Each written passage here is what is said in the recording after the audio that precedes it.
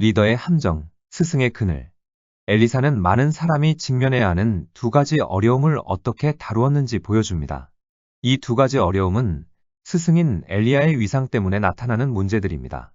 스승인 엘리야의 위상 때문에 나타나는 문제는 첫째, 엘리사는 전임자인 엘리야의 그늘에 있던 사람입니다. 엘리야가 엘리사의 스승이었으나 엘리사는 더 이상 엘리야를 의지하지 말고 커다란 책임을 짊어지고 나아가야만 했습니다. 엘리사가 자신의 사역을 엘리야와 연계시키는 방식에서 볼 때 그가 그 책임을 짊어져야 한다는 사실을 알고 있었던 것으로 보입니다. 그래서 엘리사는 엘리야를 존경하여 엘리야의 영감의 갑절을 요구했습니다. 엘리야가 떠난 후에 엘리사는 엘리야의 하나님, 여호와는 어디 계시니이까 라고 소리를 치면서 엘리야가 했던 방식으로 엘리야의 겉옷을 사용했습니다. 이제 엘리사에게 엘리야는 없었습니다. 엘리사는 홀로 비행하는 조종사와 같았습니다. 나도 엘리사와 같은 경험을 했습니다. 목회 사역의 첫 4년을 두 교회에서 섬겼는데 그때 나이 많은 두 목사님의 지도를 받고 봉사했습니다. 그 후에 젊은 나이에 런던의 중심부에 있는 발전적인 교회에서 홀로 담임을 하게 되었습니다. 이제 나는 나의 결정에 대하여 전적으로 책임을 져야 했습니다. 첫 두 교회에서 내가 저질렀던 실수들은 편안하게 뒤로 물러나 있으면 되었지만 이제부터는 실수라 할지라도 그것은 나의 책임이 되었습니다. 이전에 책임이 없던 자리에서 이제 책임을 지어야 하는 자리로서의 변화는 나에게 아주 힘든 일이었습니다. 이때 나는 목회가 얼마나 외로운 것인가를 발견했습니다. 그런데 엘리사의 경우는 훨씬 더 어려운 상황이었다고 봅니다. 스승인 엘리야의 위상 때문에 나타나는 문제는 둘째, 사람들이 과연 엘리사를 따라줄 것인가입니다. 엘리야는 갈멜산에서 바알 선지자들을 이겼던 사람이고 하늘로부터 내려온 불의 응답을 받았던 기도의 사람이었기 때문에 사람들에게서 오래도록 기억될 것입니다. 그러므로 엘리사는 하나님의 뜻을 사모하는 사람들이 엘리야를 무척 그리워할 것을 알았습니다. 엘리야가 하늘로 올라갈 때 엘리사는 이렇게 외쳤습니다. 내 아버지여, 내 아버지여, 이스라엘의 병거와 그 마병이여. 아마 엘리사는 이스라엘의 모든 말들과 병거들보다 엘리야가 이스라엘에게 더 소중한 사람이라는 것을 알았을 것입니다. 선지자의 생도들 또한 엘리야가 다시 돌아오기를 바라고 있었던 것으로 보입니다. 왜냐하면 그들은 엘리야가 하늘로 승천한 것을 알았음에도 불구하고 계속해서 그를 찾았기 때문입니다. 이런 현상은 탁월한 목회자가 있었던 교회에 항상 있는 것이며 그 목회를 인계받는 후임자의 어려움을 잘 대변해 줍니다. 이러한 일은 모든 목회의 단계에서 일어납니다. 나는 대단히 성공적이었던 선임자의 길을 따르는 일이 매우 어렵다는 것을 자신의 감독에게 고백한 젊은 목사를 알고 있습니다. 그때 그 감독은 자기 자신도 처음 몇 년 동안 그 공동체의 어느 곳에서나 그 선임자의 그림자를 느꼈다고 젊은 사역자에게 대답했습니다. 교인들도 아마 이 문제에 한몫할 것입니다. 이러한 문제가 생기는 것은 바로 앞에 전임자와의 관계 속에서만 발생하는 것이 아닙니다. 내가 맡았던 교회들 중 한 곳에서 나는 대단히 빈약해진 상태에 있는 교회를 물려받았고 어느 정도 시간이 지난 다음에 그 교회는 성장하는 모습을 갖추어 갔습니다. 그런데 나이 많은 교인 가운데 한 사람은 늘 만족하지 못하고 그 옛날의 교회당이 가득했던 좋은 시절만을 나에게 계속해서 말함으로써 나의 마음에 상처를 주었던 것을 기억합니다. 그렇다면 엘리사는 엘리야의 지원 없이도 어떻게 그런 힘든 상황에 대처했을까요? 엘리사가 엘리야에게 했던 두 가지 말은 이러한 질문에 적절한 해답을 줍니다. 엘리사가 엘리야에게 했던 말은 첫째, 내가 내게 어떻게 할 것인가를 구하라는 엘리야의 말에 엘리사가 한 말입니다. 당신의 영감이 갑절이나 내게 있기를 구하나이다. 열왕기하 2장 8절로 9절에 엘리야가 겉옷을 취하여 마라 물을 치매 물이 이리저리 갈라지고 두 사람이 육지 위로 건너더라. 건너매 엘리야가 엘리사에게 이르되 나를 내게서 취하시기 전에 내가 내게 어떻게 할 것을 구하라. 엘리사가 가로되 당신의 영감이 갑절이나 내게 있기를 구하나이다. 엘리사가 엘리야에게 했던 말은 둘째, 엘리야가 떠난 후에 엘리사의 외침입니다. 엘리야의 하나님 여호와는 어디 계시니까? 열왕기하 2장 11절로 12절에 두 사람이 행하며 말하더니 후련히 불수레와 불말들이 두 사람을 격하고 엘리야가 회리바람을 타고 승천하더라. 엘리사가 보고 소리 지르되 내 아버지여, 내 아버지여, 이스라엘의 병거와 그 마병이여 하더니 다시 보이지 아니하는지라. 이에 엘리사가 자기의 옷을 잡아 둘에 찢고 엘리야의 몸에서 떨어진 겉옷을 주워 가지고 돌아와서 요단 언덕에 서서 엘리야의 몸에서 떨어진 그 겉옷을 가지고 물을 치며 가로되 엘리야의 하나님 여호와는 어디 계시니까 하고 저도 물을 치매 물이 이리저리 갈라지고 엘리사가 건너니라. 겉옷은 어깨를 감싸는 망토입니다. 겉옷은 하나님의 말씀을 선포하는 선지자의 직분을 상징합니다. 따라서 엘리야가 겉옷으로 물을 가른 것은 엘리야의 권능이 하나님으로부터 온 것임을 보여주는 것입니다. Chapter 1 당신의 영감이 갑절이나 내게 있게 하소서.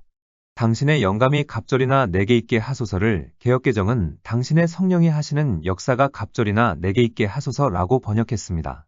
성령이 하시는 역사는 선지자적 능력을 의미합니다. 갑절은 아버지의 상속 지분에서 장자가 다른 아들의 2배의 분깃을 받는 것을 의미합니다. 엘리사는 영적인 아버지 엘리야의 후계자로서 하나님의 일을 잘 감당할 수 있도록 갑절의 영감을 구한 것입니다.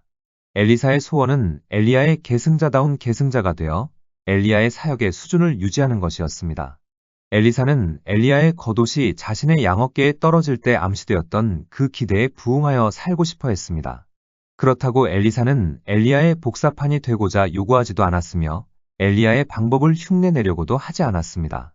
엘리사는 단지 엘리야의 사역에 힘을 불어넣었던 내적인 영성을 물려받기를 원했을 뿐입니다. 이런 요청으로 볼 때 엘리사는 겸손히 자신의 부족을 인식하면서 자신에게 요구되어진 것을 수행하는데 필요한 재능들을 갖추게 해달라고 하나님께 구하고 있었다고 볼 수 있습니다. 엘리야의 승천 후에 엘리사의 요청이 허락된 증거가 곧 나타났습니다. 요단강에 다가왔을 때 엘리사는 엘리야가 했던 방식대로 행했고 하나님이 자신의 기도에 응답하셨다는 생각을 먼저 가졌습니다. 그리하여 물은 곧 둘로 나뉘었고 선지자의 생도들은 엘리야의 영감이 엘리사에게 머무른 광경을 보게 되었습니다. 오늘날 우리는 이 같은 종류의 기적을 기대할 수는 없습니다. 그러나 이 원칙은 유효합니다. 하나님은 항상 우리의 소명에 따른 적절한 은사들을 공급하십니다. 그리고 우리는 그 은사들을 활용해서 목회를 해야 합니다. 디모데전서 4장 14절을 보면 내 은사를 소홀히 하지 말라고 했습니다. 이 말씀은 사도 바울이 후계자인 젊은 제자에게 주는 충고입니다. Chapter 2 엘리야의 하나님 여호와는 어디 계시니이까? 엘리사의 입술에서 나온 이 외침을 세 가지로 관찰해 보고자 합니다. 엘리사의 입술에서 나온 외침은 첫째, 엘리사가 엘리야의 하나님께 대한 헌신 그리고 예배와 관련한 삶의 순수함을 동일하게 공유했다는 것을 보여줍니다. 엘리야의 예배는 이스라엘을 주장한 타 종교와는 날카로운 대조를 보였습니다. 엘리야를 닮은 엘리사의 이러한 헌신과 순수가 없었다면 엘리사는 엘리야와의 관계에서 아무런 혜택도 받지 못했을 것입니다. 그리고 앞에 놓인 것들도 제대로 헤쳐나가지 못했을 것입니다. 효과적인 사역의 관계를 유지하기 위해서는 근본적인 신학적 일치가 있어야 합니다. 엘리야와 엘리사의 근본적인 일치는 아버지의 들에서 쟁기를 가지고 열심히 일하고 있는 엘리사를 엘리야가 처음 발견하던 순간부터 명백했습니다. 거기서 엘리야가 자기 외투를 엘리사에게 던졌을 때 엘리사는 그 행위가 무엇을 뜻하는지를 깨닫고 사역을 준비했습니다. 엘리사는 자신의 부모에게 인사하고 즉시 엘리야를 따르겠다고 약속했습니다.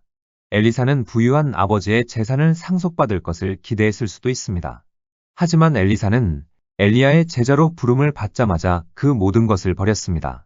알렉산더 와이트는 이렇게 말했습니다. 엘리사는 엘리야를 쫓는 일을 후회하지 않도록 하기 위해 나무로 만든 그의 손때 묻은 쟁기에 불을 지피고 그 아끼는 소들을 잡아서 잔치를 베풀었다. 그리고 난 후 모든 사람들에게 공개적으로 선언했다. 그는 농사가 아닌 다른 일을 시작했으며 결코 농사짓는 일로 되돌아오지 않을 것이라고 말했다. 엘리사는 로마인들이 말했던 것처럼 그날 자신의 배를 불태웠다. 오늘날 우리는 엘리사가 자신의 뒤에 있는 다리를 불태웠다고 말할 수 있을 것입니다. 엘리사의 입술에서 나온 외침은 둘째, 엘리사가 엘리야의 지도력을 넘겨받을 때에 중요한 도움이 되었다는 것입니다. 이러한 사실은 엘리야가 승천한 직후에 곧바로 나타났습니다. 엘리사는 돌아오는 길에 요단강을 건너야만 했는데 이번에는 엘리야가 함께 있지 않았습니다. 그런데도 엘리사는 엘리야가 했던 대로 겉옷을 가지고 요단강 물을 쳤습니다. 그리고 엘리야도 아니며 하나님도 아닌 엘리야의 하나님을 불렀습니다. 여기서 엘리사는 자신이 하나님에 관해서 알았던 많은 것들이 엘리야로부터 배워서 알았다는 사실을 공개적으로 고백하고 있습니다. 이것은 엘리사가 얼마나 훌륭한 엘리야의 제자였는가를 보여줍니다. 엘리사는 엘리야에게 충성스러웠던 나머지 엘리야의 손에 물을 붓던 사람으로 묘사되었습니다. 비록 우리가 더 많이 배웠다 하더라도 나이 드신 사역자 밑에서 기꺼이 섬기고 배우는 것은 성숙의 증거입니다. 이러한 단계에서 우리가 어떻게 행동하느냐 하는 것은 우리가 우리의 독자적 사역을 맡을 수 있는지에 대한 시금석이 될 수 있습니다. 세상에서도 어린 시절의 윗사람들로부터 열심히 배워서 아주 높은 지위에 올랐던 사람들의 예들이 많습니다. 윈스턴 처칠은 바로 이와 같은 전형이었습니다. 윈스턴 처칠의 아들 랜돌프는 자기 부친의 어린 시절을 글로 썼습니다. 처칠은 아버지의 가족관계를 잘 이용했다. 처칠은 아버지의 친구들과 지인들을 사귀어 나갔다. 윈스턴 처칠은 1896년에 파티에서 만난 아스키스 발포어 그리고 로드 로스차일드와 같은 흥미로운 사람들에 관하여 그의 어머니에게 편지를 썼습니다. 나는 똑똑한 사람을 만나서 그들의 대화를 듣게 된 것에 대해 진실로 감사하게 생각합니다. 구약의 역사는 그 반대로 행했던 한 사람인 르호보암의 비극적인 예를 기록하고 있습니다. 르호보암은 나이 많은 사람들의 충고를 무시하고 대신에 자신에게 아첨하여 자신이 듣기 원하는 것만 말하는 동료들에게 귀를 기울였습니다.